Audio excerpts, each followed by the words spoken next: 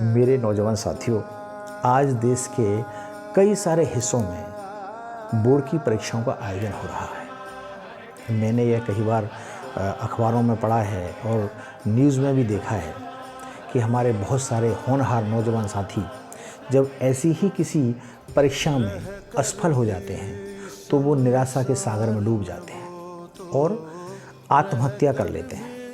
ऐसे ही हमारे बहुत सारे किसान भाई बहन जो इसी तरह का कदम उठा लेते हैं जब उनकी कोई फसल किसी मौसम या और वजह से बर्बाद हो जाती है।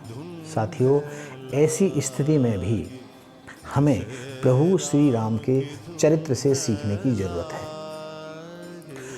प्रभु श्री राम को काफ़ी पहले ही ये बता दिया गया था कि आप अयोध्या के राजा बनेंगे। सारी सेना, सारी प्रजा को भी ये पता था।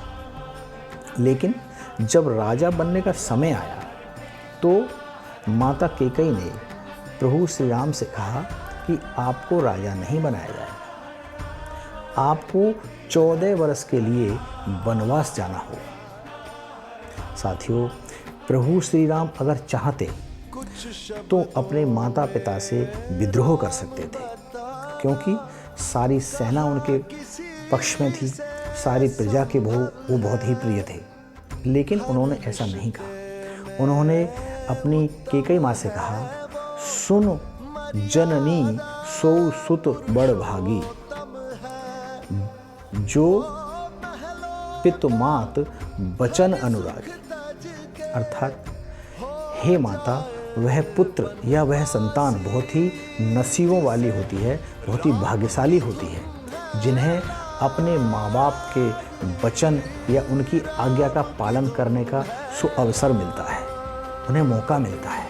सो हे माता, मेरा तो चहुँ दिस ओर से ही मेरा तो भला है, क्योंकि अगर मैं बन जाऊंगा तो वहाँ पे ऋषि मुनियों की सेवा करने का अवसर मिलेगा, उनके अनुभव मिलेंगे, उनके दिव्य दर्शन होंगे।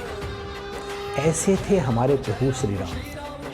साथियों, असफलता और सफलता तो जीवन में लगी ही रहती है।